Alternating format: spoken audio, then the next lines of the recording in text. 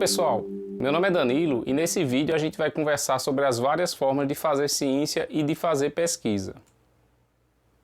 Uma forma muito comum de se classificar como se faz ciência é considerando esses 4 pares de terminologia, ou seja, se a gente está fazendo ciência formal ou empírica, ciência pura ou aplicada, ciência exata ou inexata e ciência dura ou mole. Então a ideia é que eu vou apresentar esses conceitos e sempre tentar levar para a área de computação como é que a gente normalmente faz ciência, tá? Bom, vamos começar a nossa análise pelo aspecto de ciências formais versus empíricas. Então a gente pode dizer que as ciências formais, elas estudam as ideias sem preocupação em estabelecer uma relação imediata com fenômenos reais. E aí um exemplo disso seria a matemática. Acho que é o exemplo mais fácil de vocês entenderem, porque quem faz a matemática, quem estuda a matemática, muitas vezes faz uso de abstrações, né? E essas abstrações não necessariamente elas estão relacionadas a algo específico do mundo real. Então, quando você trabalha, por exemplo, com a noção de grafo, aquele grafo ele pode representar diversas coisas, pode representar uma rede de comunicações, pode representar uma interação social, mas se o matemático estuda só do aspecto da abstração, né, ele não necessariamente está fazendo estudo diretamente relacionado com algo real. Já em oposição, outro cientista pode fazer uso daquela abstração matemática, né, para estudar algo real, como é o caso do físico, né? Então, assim, a ciência, muitas vezes, no caso da matemática, ela pode, para um cientista, ela ser o objeto final e para outro ser uma ferramenta. E aí é o que a gente vê aqui como ciência empírica, né? Então, a ciência empírica, ela estuda os fenômenos que ocorrem no mundo real e tende a fazer uso de observações para fundamentar as suas descobertas.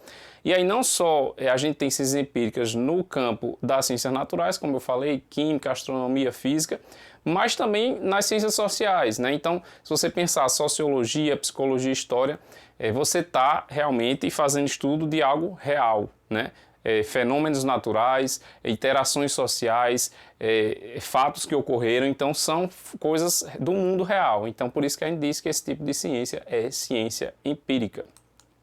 E aí surge a pergunta, o cientista da computação faz ciência formal ou ciência empírica? A gente vai ver em várias das classificações que isso depende da sub-área que ele está atuando. Então lembram na aula passada, quando eu passei a atividade, que vocês tinham que escolher uma sub-área, né, na tabela da CAPES. Então assim, dependendo daquele tipo de sub-área, né, uma daquelas sub-áreas, a gente consegue enxergar mais forte uma classificação ou outra. Eu vou dar alguns exemplos. Então, exemplos de situações que o cientista da computação faz ciência formal. Estudo de algoritmos, linguagens formais, grafos e assim por diante. Então, assim, lembram no exemplo da matemática que eu falei dos grafos? Então, o grafo é uma abstração e é uma abstração matemática muito comum em computação. Então, assim, se naquele momento o cientista da computação, a contribuição dele é na teoria dos grafos, ele está simplesmente trabalhando com uma estrutura abstrata que não necessariamente está relacionada com algo do mundo real. E aí ele está fazendo ciência formal. Aí, assim, existe uma linha tênue, né? Então, por exemplo, estudo de algoritmos. Se ele está implementando um algoritmo e aplicando em algo real, ele não está fazendo ciência formal, está fazendo empírica. Mas se ele está implementando um algoritmo, na verdade, propondo um novo algoritmo, né? Fazendo análise assintótica, análise de complexidade, e esse algoritmo pode ser usado em várias aplicações, né, do mundo real, e não é ele que está fazendo esses usos, ele está no campo da ciência formal, tá? Exemplos de classificação como ciência empírica, circuitos lógicos, informática na educação e sistemas web. Então, assim, quem trabalha com circuitos lógicos, né, que trabalha com sistemas embarcados, ele está ali com a mão na massa fazendo algo no mundo real, né? Isso é inegável. Então fica bem fácil de vocês entenderem, né, por esse exemplo, sempre que a gente tiver com algo, né, que se desdobra no mundo real, né, num fenômeno que a gente consegue observar facilmente, né, a ocorrência, a gente trabalha com a ciência empírica, né? Já se a gente trabalha mais no campo da abstração, a gente está trabalhando com a ciência formal, tá? Bom, entrando agora na questão de ciências puras versus aplicadas, a gente diz que as ciências puras, também chamadas de básicas, elas estudam os conceitos básicos do conhecimento sem preocupação com a aplicação imediata desses conceitos. Aí, assim, uma coisa que pode acontecer com vocês é vocês confundirem, né, uma classificação com a anterior, mas entendam, quando a gente olha um tipo de ciência sendo feita, a gente consegue fazer a tipificação de todas as formas que eu estou mostrando para vocês. Uma coisa não implica na outra, tá? E aqui é onde eu vou dar alguns exemplos. Então, assim, a lógica é um exemplo de uma ciência formal e pura. Por quê? Ela é formal porque quem faz estudo de lógica, né, uma sub-área da matemática, né, e também em computação a gente estuda lógica, de certa forma ele está trabalhando com abstrações, né, então assim, com variáveis, com relações entre termos, e aquelas variáveis, aqueles termos, não necessariamente eles são algo no mundo real. Naquele momento do estudo são abstrações, né, são informações genéricas. Né? Então, assim, como não é algo no estudo da lógica necessariamente relacionado com algo do mundo real, a gente classifica a lógica como uma ciência formal. E, ao mesmo tempo, o estudo da lógica é um estudo de ciência pura ou básica. Por quê? Porque imagina quem propôs lá atrás todo o arcabouço teórico da lógica. Né? Será que ele imaginava que aquilo seria tão usado em computação quando nem existia o conceito do computador? Aí a resposta é não, né? A gente viu até na aula passada o exemplo da questão do estudo de onda eletromagnética.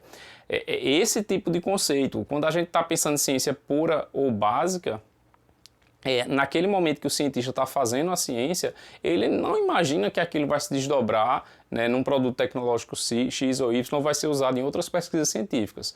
Ele realmente está concentrado naquele aspecto da ciência por si só, tá? Exemplo de ciência empírica e pura, cosmologia, né? Por que a cosmologia é uma ciência empírica? Porque você está observando algo natural, o cosmos, tá? E por que é uma ciência pura ou básica? Porque assim, quando você está estudando a cosmologia, você não necessariamente já está afirmando, olha, esse estudo que eu estou fazendo vai influenciar na vida de fulano porque tem uma relação disso com aquilo outro. Você está fazendo, novamente, a ciência por si só naquele campo de atuação, tá? Então, assim, a ciência pura básica é isso. Quando você faz ciência básica, o desdobramento vai vir com o tempo. Não foi naquele momento, naquele projeto de pesquisa, que o cientista que faz a ciência básica, a ciência pura, ele já aponta, olha, isso aqui vai ser útil para isso. Aí isso aí vai vir realmente com o tempo, tá? No caso das ciências aplicadas, elas estudam aspectos que podem ser aplicados de imediato a algum processo industrial ou equivalente. E aí o exemplo clássico seria o campo das engenharias, né? Então, assim, no caso de um projeto de pesquisa de engenharia, realmente você já está com preocupação imediata de aplicação daquilo, né? Então, assim, eu sou um exemplo de alguém que está com o pé na computação e o pé na engenharia. Então, assim, eu já tive projeto de pesquisa aprovado na área de engenharia 4, né, que é engenharia elétrica, biomédica. E aí, quando você monta esse tipo de projeto de pesquisa, você realmente já tem que dizer a aplicação daquele seu estudo, né? Então, assim, nesse exemplo que eu estou dando, foi estudo sobre fibra ótica e já com a possibilidade de aplicação imediata em backbones óticos, né, em empresas de telecomunicações. Então, assim, a engenharia é um exemplo disso, né? Que você está com um campo da ciência que já tem uma preocupação com a aplicação imediata, tá? Bom, aí quando a gente entra em computação, é ciência pura ou ciência aplicada? Aí novamente vem o depende, né? Então, assim, muitas vezes a gente enxerga mais fácil como uma ciência aplicada, por quê? Porque computação hoje em dia permeia, né, o cotidiano de todo mundo. Então, assim, ninguém vive mais sem produto tecnológico derivado de pesquisa científica da computação, né? Então, desde que começou a onda de uso de computador pessoal em casa, depois a onda de smartphone, todo mundo está, né, conectado, né? Então, assim, a gente enxerga muito fácil a computação como uma ciência aplicada. Mas tem situações específicas que a gente entende como uma ciência básica ou pura. E um exemplo disso é o conceito de IA forte. Então, assim, muitos de vocês ainda não entendem esse conceito, né? Mas quando vocês estudarem a disciplina de inteligência artificial mais aprofundada, vocês vão entender. Mas a IA, hoje em dia, tem muita aplicação prática de IA, mas tem uma corrente de cientistas de IA que estuda situações do tipo, será que a inteligência artificial vai conseguir, de certa forma, substituir a inteligência humana ou imitar de tal forma que você confunda, né, uma inteligência artificial com a cognição humana? Então, por exemplo, é uma coisa que vocês vão ver mais na frente, a questão do teste de Turing. O teste de Turing, de forma bem simplória, seria você pensar o seguinte, será que seria possível uma pessoa conversar com uma máquina, né, que foi programada, né, usando conceitos de IA, e ela não perceba que está falando com a máquina, ela acha que está falando com um ser humano? Então, assim, tem um formalismo maior para o teste e assim por diante, mas quem propôs esse teste lá atrás, né, ele não estava interessado diretamente se isso tinha utilidade prática, saber se você conseguiria construir algo que se passasse por um ser humano. Então, assim, nesse tipo de campo de fazer ciência da computação, pensando em IA forte, seria um aspecto mais de ciência básica ou ciência pura, tá? Bom, a classificação que eu acho que a maioria de vocês já conhece é a questão de ciências exatas versus inexatas. No caso das ciências exatas, os resultados eles são precisos e previsíveis. É o caso da matemática, da física, da química. Já no caso das ciências inexatas, a gente diz que elas podem prever comportamentos gerais dos fenômenos estudados, mas nem sempre são os esperados. E aí eu coloquei como exemplo meteorologia, economia e a maioria das ciências sociais. Então, assim, quem nunca escutou alguém falar, olha, eu vi a previsão do tempo da PAC, só que ela disse que ia chover e não choveu, ou o contrário, ela falou que ia chover forte e aí fez sol. Por que acontece isso? Porque é um tipo de ciência que ela trabalha com modelos, né? Modelos probabilísticos, baseados em estatística, e aí o que acontece? É usado um histórico passado, né, de informações de dados, são criados modelos, mas como são modelos probabilísticos, tem situações que o que foi previsto como comportamento geral não se concretiza, ocorre uma situação não esperada, né? Então, assim, isso é inerente do tipo de ciência. Então, às vezes o pessoal xinga o instituto, né, a previsão, só que isso é uma coisa que está intrínseca desse tipo de ciência, tá? Então, assim, é interessante quando a gente começa a entender, né, essas classificações, a gente começa a abrir um pouco a mente e a gente perceber melhor como as coisas acontecem, tá? Bom, e a computação seria o quê? Eu acho que a maioria de vocês já enxerga como uma ciência exata, né? Vocês dizem, eu faço ciências exatas. Mas, novamente, em geral, realmente, o comportamento é de ciências exatas, mas tem situações que a gente tem que contextualizar na sub-área e no tipo de pesquisa para entender e classificar corretamente.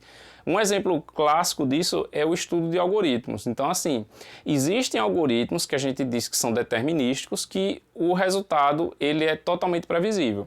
Se você tem as entradas do algoritmo, você consegue prever com certeza qual vai ser a saída. Então, são algoritmos determinísticos. Mas tem outra família de algoritmos que a gente chama de algoritmo probabilístico. Então, assim, nesse tipo de algoritmo, como é o caso dos algoritmos genéticos, né, e vários algoritmos de busca guiada, você vai ter um comportamento geral esperado, né? Então, nesse tipo de algoritmo, o comportamento geral é que se acha uma solução boa no final da execução, mas muitas vezes você pode executar 10 vezes e o resultado ser diferente, nas 10 vezes, com a mesma entrada. Por quê? Porque são algoritmos probabilísticos, tá? Então, é sempre bom contextualizar, né, para não responder na lata. Então, computação, em geral, é ciência exata, mas você tem que realmente sempre ver a sub-área e como está sendo feita a pesquisa, tá? Bom, outro aspecto importante é se você está fazendo ciência dura ou ciência mole. No caso das ciências duras, a gente diz que elas usam métodos científicos rigorosos nas observações, experimentos e deduções. E aí eu trouxe uma subclassificação interessante. As ciências duras formais usam deduções lógicas e a matemática como ferramenta de construção teórica. E as ciências duras naturais usam testes estatísticos para dar credibilidade às conclusões. Então, assim, eu trouxe essa subclassificação porque muitas vezes você quer fazer um estudo científico rigoroso, né? Então seriam baseado em ciência dura, mas você não dispõe de uma abstração matemática e da possibilidade de fazer uma prova matemática rigorosa. Mas ainda assim você pode trabalhar com rigor científico se utilizando de testes estatísticos, né? Então a gente vai ver isso em mais detalhes como exemplos, tá? No caso das ciências moles, costumam aceitar evidências baseadas em estudos de caso, pois pode ser difícil ou impossível conseguir utilizar métodos mais rigorosos. Aí é uma questão interessante. Muitas vezes você faz um estudo baseado em ciência mole, não é porque você não sabe fazer o estudo de ciência dura ou não quer, é porque muitas vezes é praticamente impossível. Então imagina, por exemplo, na área da medicina ou das ciências sociais que você tem um caso que você quer se debruçar sobre ele e analisar aquele caso. Então, assim, com um caso só, você não consegue fazer um teste estatístico, né? Então, assim, for um paciente que você deu um tratamento diferente para ele, você quer fazer o estudo e publicar um artigo sobre isso. Então, assim, é possível? É possível, mas você só tem que realmente deixar o leitor bem consciente de que o estudo é daquela forma. Então, muitas vezes você faz o estudo mole pela impossibilidade de fazer o estudo baseado em ciência dura, tá? E realmente tem algumas áreas que é muito comum você fazer estudo baseado em casos, tá? Bom, e aí novamente, contextualizando para a computação, a gente diz que computação é ciência dura ou ciência mole. E aí novamente vai depender de que tipo de estudo está sendo feito, de que subárea. Então um exemplo de ciência dura em computação seria o estudo de algoritmos.